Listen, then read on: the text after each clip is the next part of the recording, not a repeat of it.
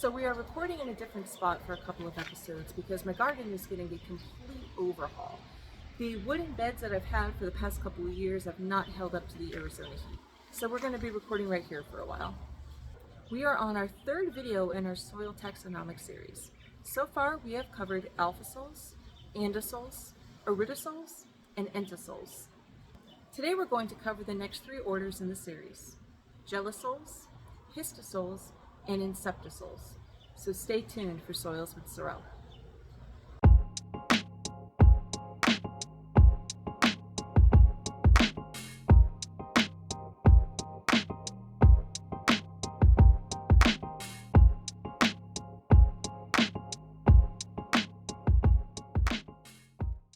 Gelisols are soils that contain permafrost, so they are found in the coldest regions of our planet.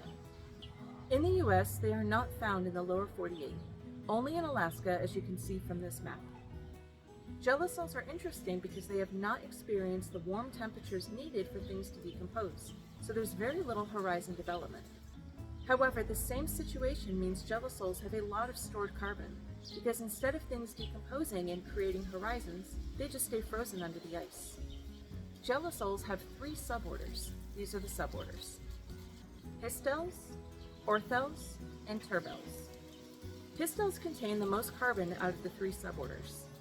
Orthos have very little evidence of soil movement caused by cryoturbation, which means the heating and thawing of ice in the soil.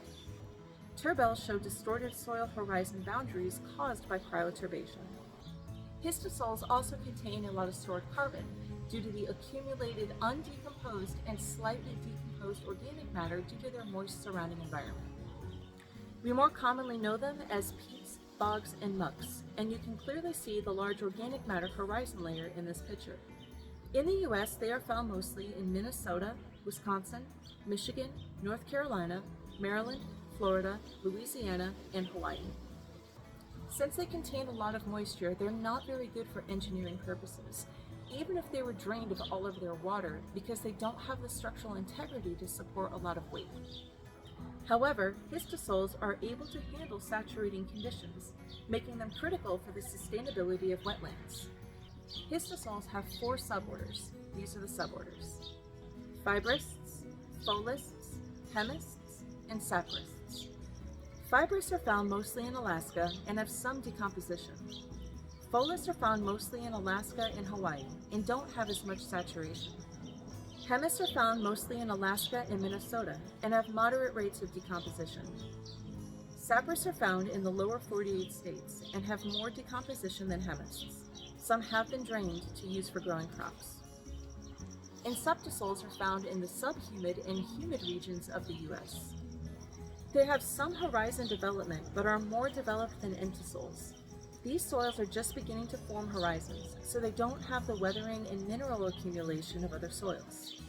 Inceptisols either don't have a B horizon or may have the beginning of a B horizon, but they do have the color development of an A and a C horizon. Even though these soils are young, they are used in a lot of rangeland and for growing crops. Inceptisols have six suborders. These are the suborders: Anthrax, Aqueps, Cryeps, Eudeps, Eusteps, and Xereps.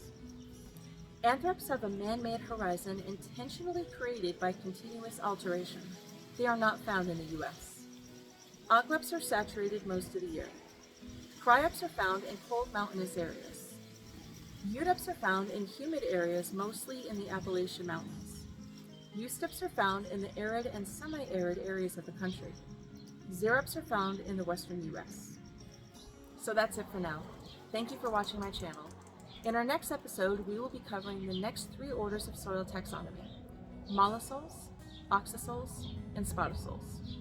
So until then, you know what to do. Save the soil.